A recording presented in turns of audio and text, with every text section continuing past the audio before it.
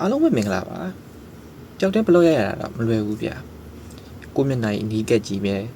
နီးနေမလားဒါမှမဟုတ်ရုပ်ပုံကြီးတုံခါနေရရှိနေမလားအဲ့ဒါတွေကိုစိုးရင်ရတယ်ဒါကြောင့်ဒီနေ့မှာတော့အဲ့လိုပြဿနာမျိုးတွေကိုတယောက်တည်းဘလော့ရိုက်တဲ့သူတွေအတွက်ဖြေရှင်းလို့ရအောင်ကျွန်တော်အဖော်ချက်ကိုတောက်ခေါ်လာခဲ့ပါတယ်အဲ့ဒါကတော့ DJI Osmo Mobile 8ပဲဖြစ်ပါတယ်ကျွန်တော်လည်းအတူတူလိုက်ကြည့်လိုက်ရအောင်ဘူးထဲမှာတော့ဘာတွေပါလဲဆိုတော့ကျွန်တော်တို့အခုတစ်ချက်ကြည့်မယ်ပေါ့နော်အရင်ဆုံးကျွန်တော်စာလေးတွေဖတ်ကြည့်လိုက်တယ်ပြီးရင်ဘာတွေပါမလဲဖို့တစ်ချက်တော့ကျွန်တော်ကြည့်လိုက်မယ်ဘူးကအရန်ကြီး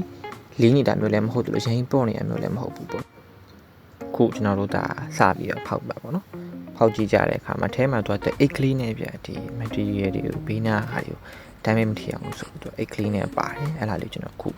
စပြီးတော့ဖွင့်လိုက်မယ်ပေါ့နော်ဖွင့်လိုက်ပြီးဆိုတာနဲ့အထဲကနေပြီးကျွန်တော်ဒါစပြီးတော့ထွက်လာပါပြီဒီကောင်တော့ DJI Osmo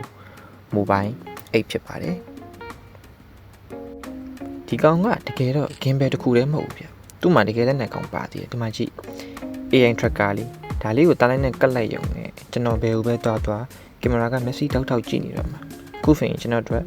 ကင်မရာရိုက်ပေးမဲ့သူမရှိတော့ဘူးဆိုလဲပြဿနာရှင်းသွားပြီ